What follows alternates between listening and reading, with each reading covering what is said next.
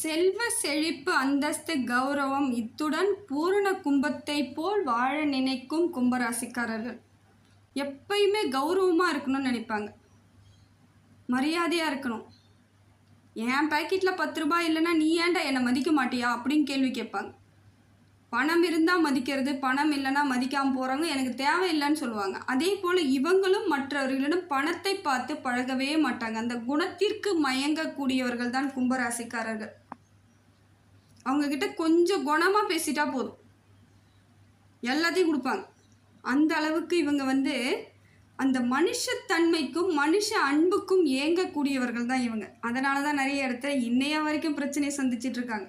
இந்த அன்புக்கு மயங்குறவங்களால ஒன்றும் பண்ண முடியாது. என்ன பண்ண முடியும்? அதெல்லாம் இயற்கை, இறைவன் கொடுத்தது.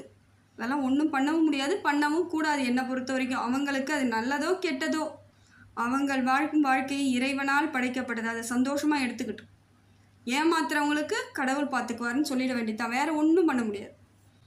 இப்படிப்பட்ட கும்பராசிக்கு இனி வரக்கூடிய காலம் எப்படி இருக்குன்னு பார்த்தீங்கன்னா, இப்போ தான் ஜென்ம சனியில் இருந்து இவங்களுக்கு பாத சனியாக சனி பகவான் வந்திருக்கார். இது 2027 வரைக்கும் இருக்காருங்க. இப்போ பாத சனியாக 2025 2027 வரைக்கும் இருக்கார். இதுக்குள்ளே அவங்களோட வாழ்க்கையில் பெரும்பகுதி இப்போ ஜென்ம சனியில் கொஞ்சம் கஷ்டம், விரயச்சனையில் பொருளாதார கஷ்டம், இதெல்லாத்தையும் சந்திச்சுட்டு வந்திருக்காங்க. இப்போ இதற்கு மேல் எப்படி இருக்கும்னு பார்க்குறீங்களா? ஒன்றும் பெரிய பாதிப்புகள் இல்லை, அந்த அளவுக்கு பாதிப்புகள் இல்லை, குறைஞ்சிரும். ஏன்னா மனசு மட்டும் எப்பயுமே ஒரு கவலையும் கஷ்டமும் இருந்துக்கிட்டே இருக்கும். இது சனி பகவான் கொடுக்கக்கூடிய ஒரு அமைப்பாக இருக்குது. பொருளாதார மாற்றம்லாம் இருக்குதுங்க, தொழிலெலாம் நல்லா இருக்கும். நிறைய பேர் அரசாங்க உத்தியோகத்தில் இருப்பாங்க கும்பராசியில். அது அவங்களுக்கு இயல்பாக இயற்கையாக கொடுக்கறது. ராசிநாதன் சனி பகவான் இல்லையா, அதனால தான் அவங்களுக்கு அந்த பெரிய பதவியெல்லாம் கிடைக்கும். உயர்ந்த பதவி, உயர்ந்த இடத்துக்கெலாம் இருப்பாங்க. ஒரு சில கும்பராசிக்காரர்கள் நல்ல நல்ல போஸ்டிங்கில் அவங்க தான் இருப்பாங்க. சனி பகவானோட ராசியில் இருக்கிறவங்க தான் இருப்பாங்க. அதனால் இனி வரக்கூடிய காலங்கள் உங்களுக்கு சிறப்பான காலமாக தாங்க இருக்குது. லாபம்லாம் அதிகமாக கிடைக்குங்க, தொட்டது துலங்கும். என்ன கொஞ்சம் நிதானமாக தான் இருந்தாகணும். பேசும்பொழுது நிதானமாக பேசணும்.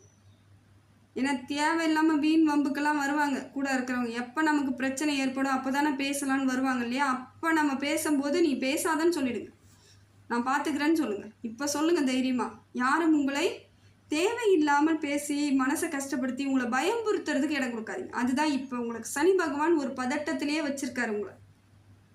அதுக்கெல்லாம் இடம் கொடுக்காதீங்க. அவர் ஒன்றும் பண்ண மாட்டார், உங்களை பத்திரமா தான் பார்த்துக்குவார். உங்கள் ராசிநாதன்லேயே உங்களுக்கு செம சப்போர்ட் தான். செல்வ செழிப்பு அந்தஸ்து கௌரவம் இது எல்லாம் கொடுக்குறார். நீங்கள் என்னெல்லாம் எதிர்பார்த்தீங்களோ அதெல்லாம் கிடைக்கும். கொஞ்சம் நிதானம் மட்டும் வேணும். அதே போல் தேக ஆரோக்கியம் ஏற்படும். இதனால் வரைக்கும் நிறைய பேருக்கு உடம்பு ரீதியாக நிறைய பிரச்சனைகள் இருந்தாலும் இப்போ தேக ஆரோக்கியம் ஏற்பட்டுடுங்க. நிறைவான ஒரு வாழ்க்கைக்கு வர்றதுக்கான வழிவகையை இப்போ நீங்கள் தேடுவீங்க. வயதிற்கு தகுந்தாற் போல் கும்பராசிக்கு மாற்றம் இருக்குது. அதே போல் ஃபஸ்ட்டு ரவுண்டு 2வது ரவுண்டுன்னு இருக்குது சனி பகவான் வர்றது. இல்லை 2வது ரவுண்டு வர்றவங்களுக்கெல்லாம் நல்ல செழிப்பாக இருப்பாங்க. முதல் ரவுண்டில் இருக்கிறவங்க தான் கொஞ்சம் பாதிப்புகள் இருக்கும். 2வது ரவுண்டில் இருக்கிறவங்களுக்கு ஏதோ சின்ன சின்ன பிரச்சனை இருந்தாலும் பொருளாதார ரீதியெல்லாம் செல்வ செழிப்போட அமோகமாக வாழக்கூடியவர்களாக தான் இருப்பாங்க. உங்களுக்கே தெரியும், நிறைய பேரை பார்க்கும்போது தெரியும். இப்போ சனி பகவான் அப்படி இருக்கார். பாதச்சனியாக இருக்கும் பொழுது கொஞ்சம் நிதானத்தோடு செயல்பட்டால் மட்டும் போதும், வேறு எதுவும் பிரச்சனைகள் இல்லைங்க. அடுத்தது பார்த்திங்கன்னா குரு உங்களுக்கு லாபத்தை தான் தரார். நண்பர் தானே. சனி பகவானோட நட்பு கிரகம் யாருன்னு பார்த்தீங்கன்னா குரு பகவான். அப்போ உங்களுக்கு நிறைய நன்மைகளை செய்வார். படிக்கக்கூடிய பிள்ளைகள்லாம் நல்லா படிப்பாங்க, நல்ல ஒரு பெரிய உயர்கல்விக்கு போகக்கூடிய வாய்ப்பு இருக்குது. தேக ஆரோக்கியம் ஏற்படும், தொழில் வளர்ச்சி இருக்கும், கடன்லாம் அடையிறதுக்கான வாய்ப்புகள் இப்போ இருக்குது. மாற்றத்தை இறைவன் உங்களுக்கு கொடுக்குறார். மன ரீதியான மாற்றம் ஏற்படும். இனி உங்களுக்கான வாழ்க்கை வாழறதுக்கான காலகட்டம் வந்துருச்சுங்க. சிறப்பாக இருப்பீங்க, சந்தோஷமாக இருப்பீங்க, நிறைவான ஒரு வாழ்க்கைக்கு வழிவகை செய்வீங்க, உதவுறதுக்கும் ரெடியாக இருப்பீங்க. அதே போல் ஒரு உதவின்னு கேட்டால் எவ்வளோ கஷ்டத்தில் இருந்தாலும் உங்கள் மனசு யாருக்கும் வராதுங்க. எவ்வளவு கஷ்டம் இருந்தாலும் மற்றவர்கள் உங்களிடம் உதவின்னு கேட்டால் ஏதோ ஒரு விதத்தில் உங்களால் முடிந்த உதவியெல்லாம் இன்றைய வரைக்கும் செஞ்சிட்ருக்கீங்க. இதுதாங்க உங்களோட நல்ல குணம். இந்த குணத்துக்கு இறைவன் எப்பொழுதும் உங்களுக்கு நிறைய மாற்றத்தை ஏற்படுத்தி நல்ல நன்மைகளை செஞ்சிட்ருப்பாருங்க. திருமண யோகம் உண்டாகுது, இருந்தாலும் உங்கள் சுய ஜாதகத்தை கொஞ்சம் பார்க்கறது நல்லது. குரு பகவான் நல்லா தான் இருக்காரு. உங்கள் சுய ஜாதகத்தில் குரு பலன் சரியாக இருக்கா, திருமண யோகம் இருக்கான்னு பார்த்து திருமணம் பண்ணுங்க. இப்போ ஏன்னா பாதச்சனியில் இருக்கும் பொழுது கொஞ்சம் நாம் கவனமாக இருக்கிறது நல்லது. இதெல்லாம் சரியாக பார்த்துக்கிட்டா போதுங்க, பெரிய பிரச்சனைலாம் கிடையாது. தொழிலில் மாற்றம் இருக்குது, முன்னேற்றம் இருக்குது. புதுசாக எதுவும் முயற்சி பண்ணாதீங்க, இருக்கிறத அப்படியே ஃபாலோ பண்ணிக்கிட்டே போங்க. இன்னும் கொஞ்ச நாள் போகட்டும், அப்புறம் மாறுதல் ஏற்பட்டுடும். புதிய முயற்சிலாம் அப்புறம் எடுத்துக்கலாம்.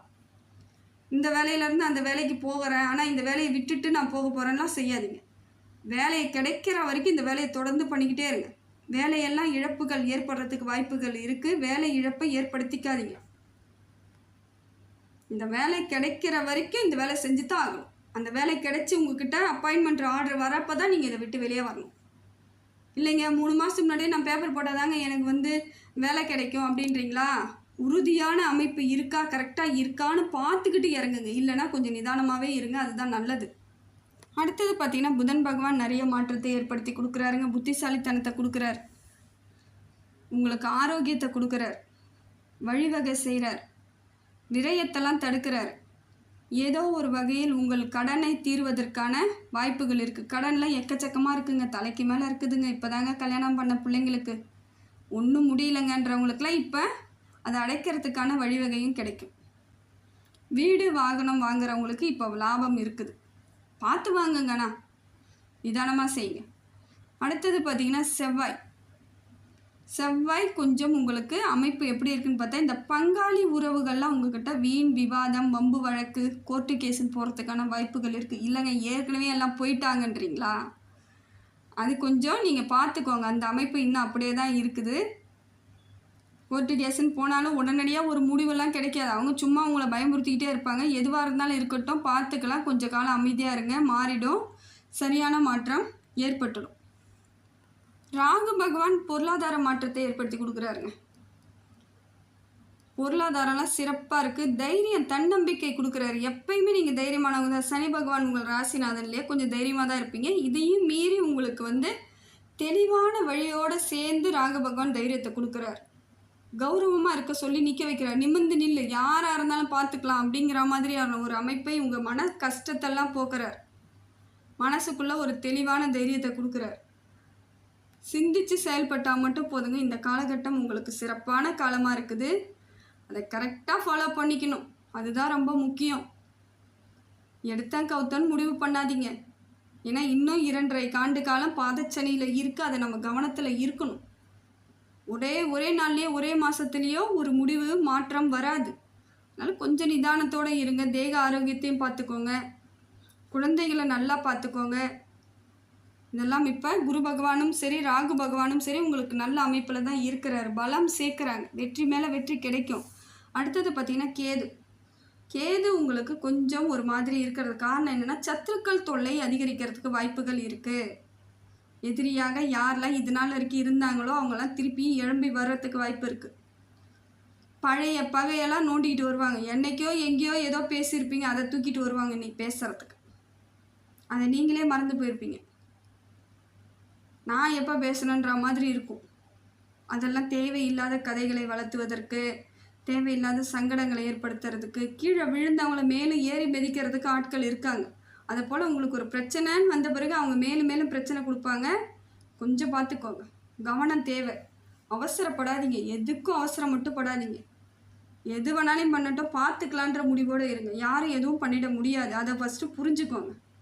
பேசிட்டா பெரிய ஆள் ஆகிட முடியும்னு அவங்க நினச்சி பேசுனாங்கன்னா அதுக்கெல்லாம் நீங்கள் பயப்படாதீங்க. பேசாமல் இருந்து பாருங்கள், நீங்கள் தான் பெரிய ஆளாவீங்க. ஒரு சில இடங்களில் நீங்கள் அமைதி காத்தா ஜெயிச்சிருவீங்க. கேது பகவான் உங்களுக்கு கொஞ்சம் அந்த மாதிரி அமைப்பில் இருக்குது, பார்த்துக்கோங்க. அடுத்தது பார்த்திங்கன்னா சந்திரன் மனசளவில் இன்னமும் பலகீனமாக தான் இருக்கிறீங்க. அதை வெளியே வரணுங்க, வேறு வழி இல்லை. இன்னும் 2.5 ஆண்டு காலம் இருக்குன்ற பயத்திலேயே இருக்கக்கூடாது. எல்லாம் சரியாயிடும். இப்போ இத்தனை வருஷத்தை கடந்து இல்லையா, அதே மாதிரி எல்லாமே சரியாக போயிடுன்ற ஒரு தைரியத்துக்கு வரணும், வேறு வழி கிடையாது. எப்பயும் ஒரு மாற்றத்திற்கான காலகட்டம் வந்துருச்சு. சந்திரன் உங்களுக்கு ஒரு அமைப்பில் இல்லாததுனால மனசுக்குள்ளே பக்கு பக்குன்னு தான் வச்சுருக்காரு, திகிலாக வச்சுருக்காரு. இருந்தாலும் நீங்களும் தைரியத்தோடு இருங்க. மற்றவங்கள பாருங்கள், எத்தனையோ பேர் எவ்வளோ பிரச்சனைலேருந்து வெளியே வந்திருக்கிறாங்க. பிரச்சனையில் இருந்தவங்க தாங்க இன்றைக்கி பெரிய இடத்துக்கே வந்திருக்காங்க. யார்கிட்டயாவது ஏதாவது பேசி பாருங்களேன், தெரியும். ஆரம்பத்தில் அவங்க இப்படி இருந்தாங்க, இன்றைக்கி எப்படி இருக்காங்க பாருங்கன்னு தான் சொல்லுவாங்க. ஒரு சிலவங்க வளர்ந்ததை மட்டும்தான் நினைக்கிறாங்க, இப்போ இருக்கக்கூடிய சூழ்நிலையை நினைக்கிறாங்க. ஆரம்பத்துலேருந்து அவங்க எவ்வளோ கஷ்டப்பட்டு இந்த மேலோங்கி நின்று இருக்காங்கன்னு தெரியாது. அதுதாங்க இன்றைக்கி பொறாமையாக தெரியுது. ஆனால் அவங்க அந்த இடத்துல இருந்து மேலே வர்றதுக்கு அவ்வளோ பாடுபட்டிருப்பாங்க, எத்தனையோ தியாகம் பண்ணியிருப்பாங்க. அதே போல் உங்களுடைய வலிக்கும் உங்களோட தியாகத்துக்கும் ஒரு நாள் நீங்கள் மேலே நிற்பீங்க. முயற்சி மட்டும்தாங்க இன்றைக்கி உங்கள் வாழ்க்கையில் ஜெயிக்கிறதுக்கான காலகட்டம். எப்பயுமே சுறுசுறுப்பாக இருக்கக்கூடியவர் தான். சில சமயம் உங்களையும் மீறி ஒரு சோர்வு, அசதி இதெல்லாம் இருந்திருக்கலாம். இப்போ அதெல்லாம் மாறிடும் பாருங்கள். தெளிவாக இருப்பீங்க. திருமணம் பண்ணிக்கிறதா இருந்தால் பண்ணிக்கலாம், குழந்தை பாக்கியம் ஏற்படும், குடும்ப ஒற்றுமை ஏற்படும், செல்வ செழிப்பு இருக்குது. சில இடங்களில் நீங்கள் நிதானத்தை மட்டும் கடைபிடிக்கணும். அமைதியாக இருக்க வேண்டிய இடம்லாம் நிறைய இருக்குது. வீணாக தொல்லை பண்ணுறதுக்கு ஆட்கள் வர செய்கிறாங்க. உறவுகள் இப்போ திருப்பியும் வர்றதுக்கான கூடுவதற்கான வாய்ப்புகள் இருக்குது. தனிமையாக விட்டுட்டு போயிருப்பாங்க, இப்போ பார்த்தீங்கன்னா தன்னால் சேருவாங்க. இடம் கொடுக்காதீங்க, முடிந்த வரைக்கும் இடம் கொடுக்காதீங்க. இல்லைனா வேறு வழி இல்லை, எனக்கு அவங்க வேணும்னு நீங்கள் நினச்சிங்கன்னா பரவாயில்ல, அக்செப்ட் பண்ணிக்கோங்க. குற்றம் பார்த்தால் சுற்றம் இல்லைன்னு அன்றைக்கே சொல்லி வச்சுட்டாங்க. ஒரு சில இடத்துல நாம் அதையும் செஞ்சு ஆக வேண்டிய கட்டாயத்தில் தான் இருக்கும். மாறுதல் ஏற்படும். நாம் நல்லா வாழறோன்னு தெரிய வைக்கணும் இல்லையா? அதுக்குன்னா 4 பேர் வேணும்னு நினைங்க. அதை தான் நானும் சொல்கிறேன். பரவாயில்ல, சேர்ந்துக்கலாம், தப்பு கிடையாது. ஆனால் எந்த இடத்துல வச்சுருக்கீங்க, எந்த லிமிட்டில் வச்சுருக்கீங்கன்னு பார்த்துக்கோங்க. மறுபடியும் உள்ள விட்டு உங்கள் ரகசியங்களை எதுவும் சொல்லாமல் பார்த்துக்கிட்டா போதுங்க. இதுதாங்க இப்போ இருக்கக்கூடிய காலகட்டம். அதே போல் உங்களுக்கு சந்திராஷ்டமும் கொஞ்சம் தேவையில்லாத சங்கடங்களை கொடுத்துரும். அன்றைக்கு தினம் புது முயற்சி நிச்சயமாக பண்ணாதீங்க. சுப நிகழ்ச்சி வச்சுக்காதீங்க. அதுவும் இந்த திருமணம்லாம் வச்சுக்கிறாங்க சிலவங்க, தெரியாமல் அதில் திருமணம்லாம் வச்சுக்கிறாங்க. அந்த தேதியில் அவங்களுக்கு தெரியாமல் நடந்துடுது.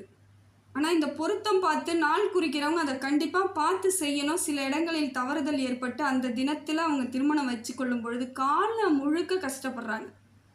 அதனால் முடிந்த வரைக்கும் அன்றைய தினத்தில் சுப நிகழ்ச்சிகளை நடத்துவதற்கு தவிர்க்கணும். பேச்சுவார்த்தை வச்சுக்கக்கூடாது. அன்றைய தினம் ஏதாவது ஒரு பேச்சுவார்த்தை, சொத்து விஷயமா பேசுகிறோம், அதெல்லாம் அந்த பஞ்சாயத்து வச்சுக்கிறதுலாம் அன்றைக்கி செய்யவே செய்யாதீங்க. வீட்லேயும் அமைதியாக இருக்கிறதுக்கு முயற்சி பண்ணுங்கள். விநாயகர் வழிபாடு பண்ணுங்கள், வேறு ஒன்றும் வேண்டாம். உங்களுக்கு இந்த மாதத்தில் எப்போ வருதுன்னு பார்த்தீங்கன்னா, மே மாதம் 7, 8, 9ஆம் தேதியில் சந்திராஷ்டமம் இருக்குது. அந்த தினத்தில் ரொம்ப கவனமாக இருங்க, ஜாக்கிரதையாக இருங்க. கும்பராசிக்கு இப்போ எல்லாமே பொற்காலமாக தான் இருக்குது. என்ன ஒன்று, இந்த பாதச்சனி இருக்குதுன்றதை மட்டும் மனசில் வச்சுக்கிட்டு அதற்கு தகுந்தாற் போல் பயணம் பண்ணுங்கள். வாழ்க்கை மாறுதல் ஏற்பட்டுடும். கவனமாக இருக்க வேண்டிய இடத்துல கவனமாக இருங்க. நரசிம்மர் வழிபாடு உங்களுக்கு சிறப்பை கொடுக்குது. விநாயகர் வழிபாடு சிறப்பை கொடுக்குதுங்க. மிச்சபடி உங்களுக்கு எந்த குறையும் இல்லை, நல்லா இருப்பீங்க. நீண்ட ஆயுள் இருக்குது, தீர்க்க ஆயுசு இருக்குது, ஆரோக்கியம் ஏற்பட்டுரும், எல்லாம் சரியாயிடும். பிரச்சனையிலேருந்து வெளிவரத்துக்கு இறைவன் எப்பொழுதும் உங்களுக்கு பக்கபலமாக இருக்காருங்க.